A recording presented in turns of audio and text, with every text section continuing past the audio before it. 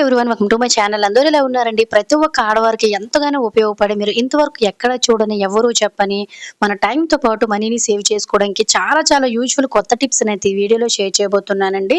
Tips అయితే చాలా చాలా యూజ్ఫుల్ గా ఉంటాయి. మిస్ చేయకుండా ఎండింగ్ వరకు చూడండి. ఇంక ఫస్ట్ టిప్ అయితే ఈ టిప్ ప్రతి ఒక్కరు కిచెన్ లో ఫేస్ చేసి ఉంటారండి. మనం కుక్కర్లోనో పప్పు లాంటి గట్ట ఏవైనా ఉడికించేటప్పుడు బయటకి చిందేస్తూ ఉంటుంది, అంటే లీక్ అయిపోతుంది కదండి.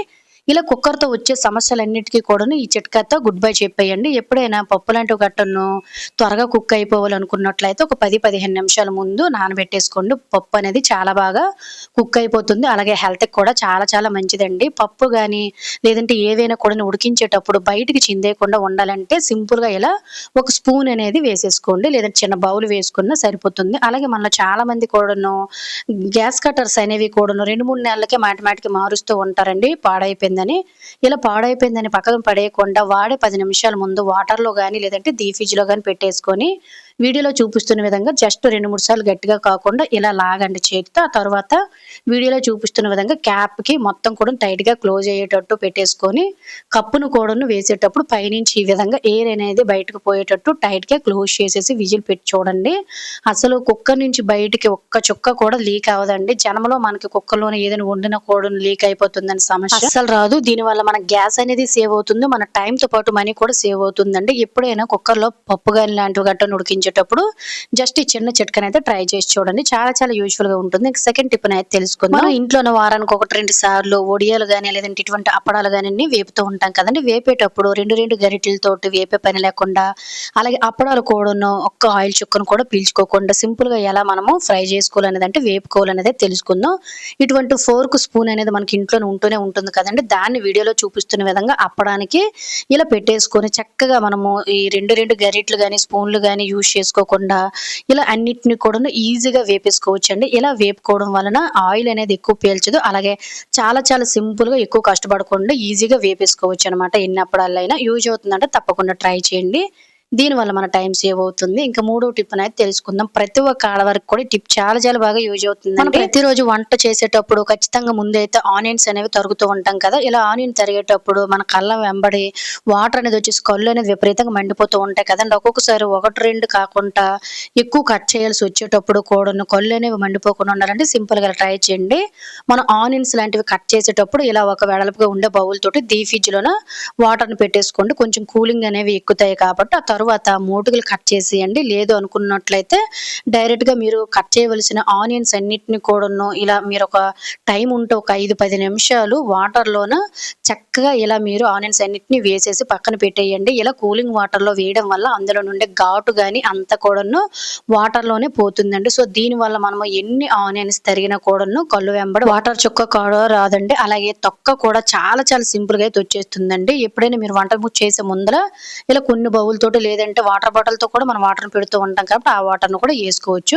ఒకసారి ట్రై చేసి చూడండి. ప్రతి ఒక్క ఆడవారికి కూడా టిప్ చాలా చాలా బాగా అయితే యూజ్ అవుతుంది. ఇంకా నెక్స్ట్ టిప్ అయితే తెలుసుకుందామండి. ప్రతి ఒక్క ఆడవారికి కూడా టిప్ చాలా చాలా బాగా యూజ్ అవుతుందండి. మనలో చాలా మంది ఆడవారికి ఒంట్లో వేడి చేసేటప్పుడు యూరిన్ ఇన్ఫెక్షన్ అనేది వచ్చేసి చాలా మందికి వైట్ బట్ట అనేది అయిపోతూ ఉంటుంది కదండి. చాలా ఇబ్బంది పడుతూ ఉంటాము. అలాగే కడుపు నొప్పి కూడా వచ్చేస్తూ ఉంటుందండి. వీటన్నిటికీ కూడా ఇంట్లోనే ఈజీగా ఎలా సొల్యూషన్ చేసుకోవాలనేది తెలుసుకుందాం. ప్రతి ఒక్క ఆడవారు కూడా నెలలో ఖచ్చితంగా 1-2 సార్లు ఈ ప్రాబ్లం ఫేస్ చేస్తూ ఉంటారండి. అలాంటప్పుడు ఒంట్లో వేడి తగ్గి వైట్ బట్ట కూడా మనకి కంట్రోల్ అవ్వాలంటే మనం బియ్యం అనేవి కడుగుతూ ఉంటాం కదండి డైలీ.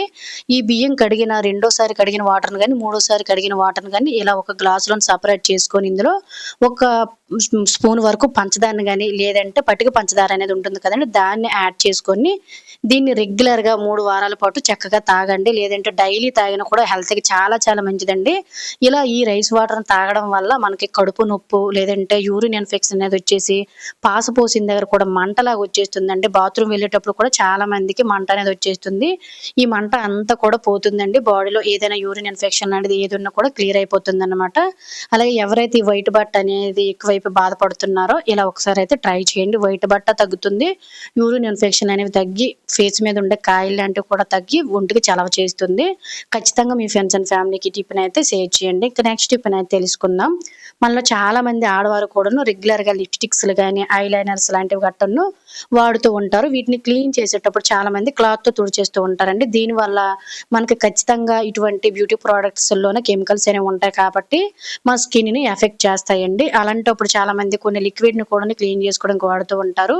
ఇవేవి లేకుండా స్కిన్ కూడాను మనకి ఎటువంటి ఎఫెక్ట్ అవ్వకుండా స్మూత్‌గా ఎలా క్లీన్ చేసుకోవాలనేది తెలుసుకుందాం. మీకు క్లియర్‌గా అర్థమవ్వడం కోసం ఐలైనర్‌నును, లిప్‌స్టిక్‌నైతే నా హ్యాండ్ మీదైతే యాడ్ చేశానండి. ఎప్పుడైనా కూడా మనం వేసుకునే మేకప్ గాని, లిప్‌స్టిక్ గాని, ఐలైనర్స్ లాంటివి గాని క్లీన్ చేయాలనుకునేటప్పుడు అప్లై చేసిన ప్లేస్‌లోన ఈ విధంగా కొంచెం వ్యాజ్‌లైన్ గాని, లేదంటే కోకోనట్ ఆయిల్ గానిని వేసేసుకొని ఒక క్లాత్‌తో గానిని, టిష్యూ పేపర్‌తో గాని ఇలా నొక్కిబెట్టి తుడిచేసామనుకోండి, అప్లై చేసిన ప్లేస్ అనేది డ్రై అయిపోకుండా, పగుళ్ళు రాకుండా, అలాగే స్కిన్ కూడా డ్యామేజ్ అవ్వకుండా, మంట రాకుండా చాలా చాలా స్మూత్‌గా ఉంటుందండి. దీనివల్ల మన స్కిన్ ఎటువంటి ఎఫెక్ట్ అనేది ఉండదు. రెగ్యులర్‌గా ఎవరైతే మేకప్‌ని యూజ్ చేస్తారో జస్ట్ ఈ చిన్న చిట్కానైతే ట్రై చేసి చూడండి. స్కిన్‌కి ఎటువంటి ఎఫెక్ట్ అనేది ఉండదు. చాలా చాలా యూజ్‌ఫుల్‌గా ఉంటుంది. యూజ్ అవుతుందంటే తప్పకుండా ట్రై చేయండి. ఇంకా నెక్స్ట్ టిప్‌నైతే తెలుసుకుందాం. మన ఇంట్లోన ఇటువంటి గొట్టాలు లాంటివి గట్ట ఉండంటే పైప్స్ లాంటివి గట్ట ఉంటూ ఉంటాయి కదండీ. ప్లాస్టిక్ పైప్స్ అయినా లేదంటే సిల్వర్ ఫాయిల్ అయిపోయిన తర్వాత ఇటువంటి అట్ట పైప్స్ అయినా లాంటివి ఇంట్లోనే ఉంటే ఎందుకు పనికిరావని పడేస్తూ ఉంటామండి. వీట్లి వల్ల కూడా మనకి ఇంట్లో చాలా చాలా యూజెస్ అయితే ఉంటాయి. నా దగ్గర సిల్వర్ ఫాయిల్ అనేది అయిపోయింది. దాన్ని గొట్టం ఉంటే తీసుకున్నాను. అలాగే ఏదైనా ఒక థ్రెడ్ అని గాని లేదంటే లాడాలనేవి ఫ్యాంట్లు పాడైపోయిన తర్వాత ఉంటాయి కదండీ. వాటిల్లో అయినా మనం ఈ విధంగా థ్రెడ్ లాగా అయితే యూజ్ చేసుకొని వీడియోలో చూపిస్తున్న విధంగా సెట్ చేసుకోవడమే. అలాగే ఫ్రెండ్స్ ఇంకొక చిన్న రిక్వెస్ట్ అండి. ఇంకా మీరు ఎవరైనా మన ఛానల్ సబ్స్క్రైబ్ చేసుకోలేకపోతే ప్లీజ్ సబ్స్క్రైబ్ చేసుకొని పక్కన ఉన్న బెల్ ఐకాన్ ఆల్ యాక్టివేట్ చేసుకోండి. అలాగే వీడియో కనుక నచ్చినట్లయితే ప్లీజ్ ఒక లైక్ చేయడం అయితే మర్చిపోకండి. చూసారు కదా, ఇలా మనమైతే సెట్ చేసుకొని వీడియోలో చూపిస్తున్న విధంగా పైనుంచి ఈ విధంగా నాట్ అనేది వేసేసుకోవాలన్నమాట. కొంచెం లూజ్‌గా వేసుకున్నట్లయితే సరిపోతుందండి. దీన్ని తీసుకొని వెళ్లి మనం బాత్రూమ్‌లోన ఎక్కడైనా హ్యాంగ్ చేసుకున్నాం అనుకోండి, విడిచిన బట్టలు వేసుకోవచ్చు. లేదంటే స్నానం చేసేటప్పుడు టవల్స్ లాంటివి గట్టన్నో హ్యాంగర్స్ లేనప్పుడు దీని మీద హోల్డ్ చేసుకోవడానికి ఒక స్టాండ్ లాగా అయితే వాడుకోవచ్చనమాట. ఎక్కువ మంది ఉండేటప్పుడు, ఎక్కువ బట్టలు ఉండేటప్పుడు కూడాను ఇలాంటివి 2, 3 చక్కగా సెట్ చేసుకున్నామనుకోండి, విడిచిన, మాసిన బట్టలు కూడాను ఇందు మీద అయితే వేసేసుకోవచ్చనమాట. చూసారు కదండీ ఎంత సింపుల్‌గా మనకెందుకు పనికిరావని పడేసే వాటిలతోటే ఒక గోడకి హ్యాంగర్స్ లాగా అయితే తయారు చేసాం. చాలా యూజ్‌ఫుల్‌గా ఉంటుంది. ఇటువంటివి ఉన్నట్లయితే అస్సలు పడేయకండి. ఇంకా నెక్స్ట్ టిప్‌నైతే తెలుసుకుందాము. నార్మల్‌గా మనం ఇంట్లోన ధూప్ స్టిక్ వేస్తూ ఉంటాం కదండీ. అంటే ధూప్ స్టిక్స్ అవి వాడుతూ ఉంటాం ధూపానికి. ఆ తరువాత చివర్లోన ఇలా పొడి పొడిగా మిగిలిపోవడం, లేదంటే చిన్న చిన్న పీసెస్‌గా విరిగిపోయినవి పడేస్తూ ఉంటాము. ఎందువల్లంటే వీటిని కాల్చామంటే మన చెయ్యి కాలిపోతుంది.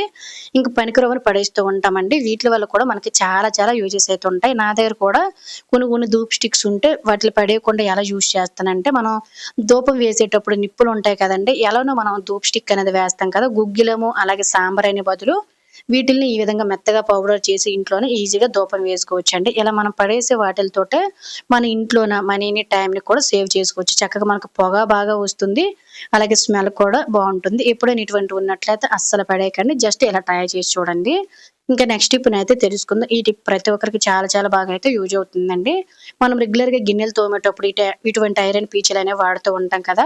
ఐరన్ పీచులు వాడేటప్పుడు మనం గిన్నెలు తోమేటప్పుడు ఆ గిన్నెల మీద కూడాను మనకి గీతలనేవి పడిపోతూ ఉంటాయి కదండీ. అలాగే పీచు మనం ఎంత శుభ్రం కడిగినా కూడాను ఇందులోన మనకు తెలియకుండానే ఫుడ్ పార్టికల్స్, బ్యాక్టీరియా లాంటివి చేరిపోతూ ఉంటాయండి. అలాగే పీచు కూడాను పట్టుకునేటప్పుడు ఒక్కొక్కసారి గీసుకుపోతుంది కదా. ఇవేవీ లేకుండా పీచులోని బ్యాక్టీరియా అంతా పోయి పీచు కూడా మనకి మన్నికి రావాలంటే సింపుల్‌గా అలా ట్రై చేయండి. మాటి మాటికి కొనాలంటే కొంచెం కష్టమే కదా. బట్ నెలకొకసారి చేంజ్ చేసుకోవాలండి ఖచ్చితంగా. అలాంటప్పుడు సింపుల్‌గా మన పనంతా అయిపోతుంది కదండీ. గిన్నెలు తోమేసిన తరువాత ఇలా జస్ట్ పీచునంతటిని కూడాను ఒక ఫోర్క్, స్పూన్‌కి గాని లేదంటే నైఫ్‌కి గాని గుచ్చేసుకొని వీడియోలో చూపిస్తున్న విధంగా జస్ట్ స్టవ్ పై కొంచెం వేడి చేయండి. అందులో నుండి బ్యాక్టీరియా గాని, మురికి గాని అంతా కూడా బయటకు పోతుందండి. దీంతోనే మనం మళ్ళీ గిన్నెలు తోమడం వల్ల మన గిన్నెల మీద బ్యాక్టీరియా అనేది ఉంటుందండి. అది హెల్త్‌కి అంత మంచిదైతే కాదు. సింపుల్‌గా ఇలా జస్ట్ పూర్తిగా చల్లారిన తర్వాత కిందకు ఒకసారి వేసి కొడుతున్నాను చూడండి. ఎంత మురికి అనేది మనకు వస్తుందో. అలాగే గిన్నెలు తోమేటప్పుడు కూడా గిన్నెల మీద మనకి గీతలు లాంటివి పడవు. పట్టుకునేటప్పుడు కూడా చేతికి గీసుకుపోతాయి అనేది ఏమీ ఉండదండి.